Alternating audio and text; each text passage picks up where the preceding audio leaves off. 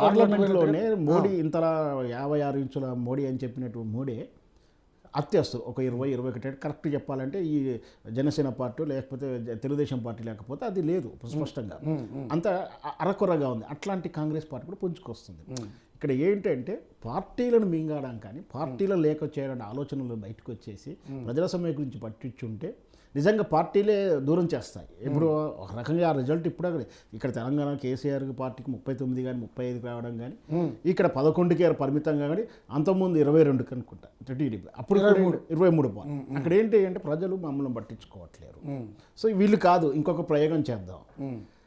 ఈ ప్రజలు కూడా ఇట్లా అంటే ఛాయిస్లు ఇస్తూ ఉన్నారు కానీ వాళ్ళు ఒకటి ఏదైనా సరే వాళ్ళ గురించి పోరాడటానికి వీళ్ళు మంచిగా లేరు. ప్రజలు ఓటర్లు కరెక్ట్ లేరు, నాయకులు కరెక్ట్ లేరు. జరుగుతున్న విలువలు పడిపోతున్న విధానాన్ని చూస్తూనే ఉన్న రోజు రోజుకు అది కాపాడాల్సినటువంటి హోదాలు ఉన్నటువంటి స్పీకర్లు కానీ భారత రాజ్యాంగాలు కానీ చట్టాలంటే రిటర్న్గా ఉన్న వాటిని దాటి బయటకు వెళ్ళలేని స్థితిలో ఉన్నాయి. దానికి కావాలంటే మళ్ళీ ఏదైతే పార్టీ ఫిరాయింపుల కోసం ప్రత్యేక చట్టం చేసినా ఇంకా అది లొసగులతో ఉంది.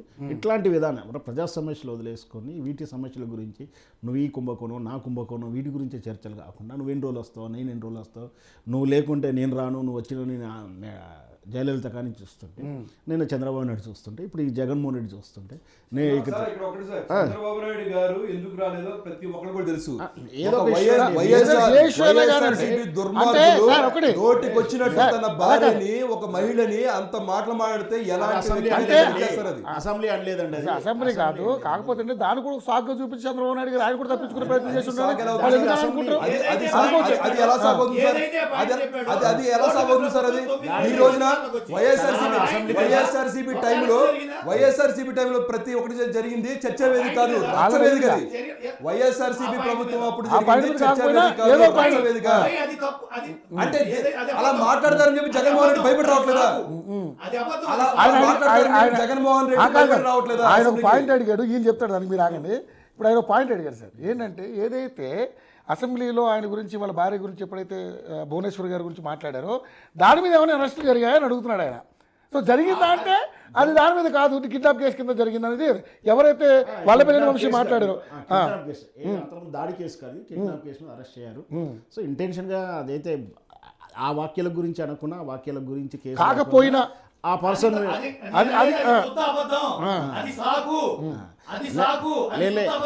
అరెస్ట్ ఏ విధంగా జరిగింది, ఏ మీద జరిగి ఉంటుంది అనుకుంటారు? మీ అభిప్రాయం ఏంటి?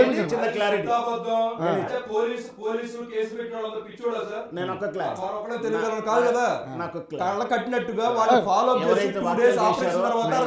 చేయలేదు కదా, అసెంబ్లీలో చేశారు ఆ వాక్యాలు లేదు అంటే అనేక చోట్ల చేశారు, అసెంబ్లీలో చేయలేదు, అసెంబ్లీలో కాదు, మళ్ళీ బయట అయితే చాలా ఒక మాట డిబేట్లు కూడా ఒక మాట నేను అసెంబ్లీలో కానీ ఒక మాట అండి, అసెంబ్లీలో కానీ బయట కానీ ఎక్కడా కూడా నారా చంద్రబాబు నాయుడు గారి భార్యని ఒక్క మాట కూడా తప్పు మాట్లాడలేదు. ఇక ఈ వైఎస్ఆర్సీపీ ఎక్కడా కూడా బయట కానీ ఎవరు కానీ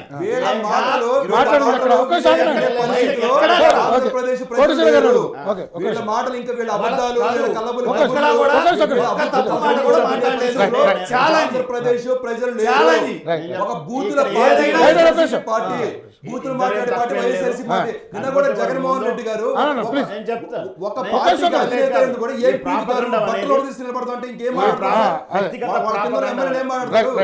ఈ వ్యక్తిగత ప్రాపగండ అనేది 2004 నుంచి ప్రారంభమైన విధానం. ఐపాక్ పీకే నేనంటే అతన్ని బాగా దుర్భాషలో ఆడతాను, విధమని అనాలి కానీ సభ్యత అర్థం వస్తుంది.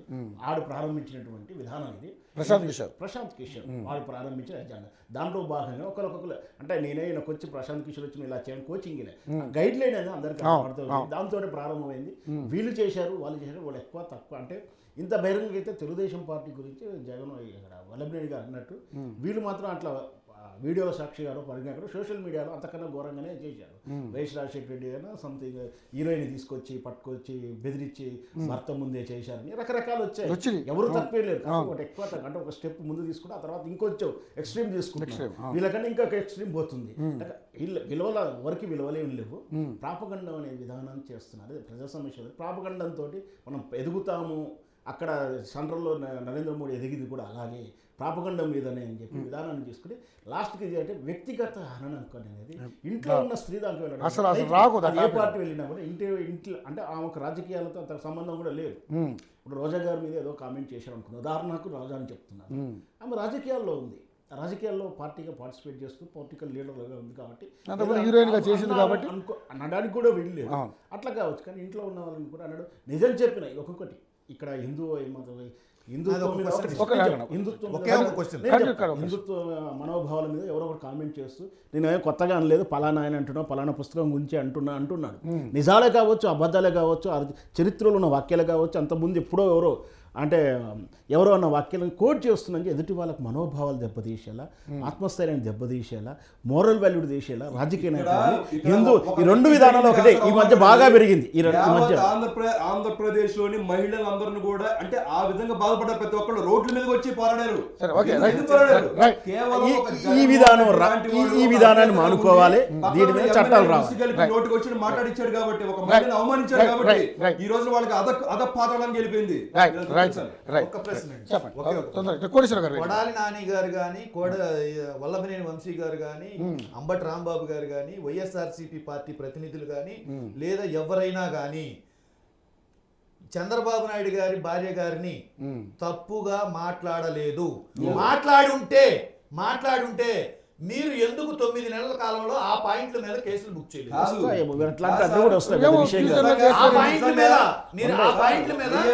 ఏదైతే తప్పు మాట్లాడితే ఏదైతే చట్టపరంగా చర్యలు తీసుకోవాలి కదా.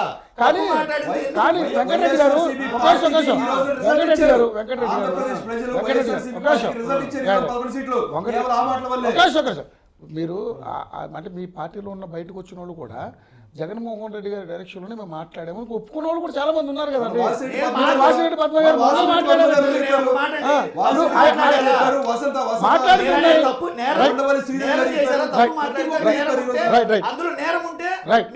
అదే ఆ నేరం ఉందా లేదా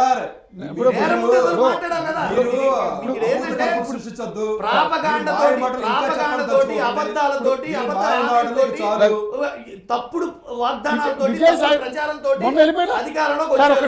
మొన్న వెళ్ళిపోయిన విజయసాయి రెడ్డి గారు కూడా ఇదే మాట అన్నారు. ఏమన్నారు? చెప్పండి. ఆయన ఏమన్నారంటే ఆయన కూడా మాట్లాడు వ్యక్తిగతంగా ఎవరు మేము మాట్లాడని చెప్పేసి మాట్లాడారు. ఆయన కూడా ఆయన చెప్పినట్టు చేసామని చెప్పలేదు. మీరు ఏంటంటే ఒక అండర్లైన్ మీనింగ్ ఒకటి మీకు అనుకూలమైన మీనింగ్ ఒకటి తీసుకొని అంటే సొంత చెల్లి అమ్మ బయటకు వచ్చేసి ఆమె మీద ఆపోజిట్ లో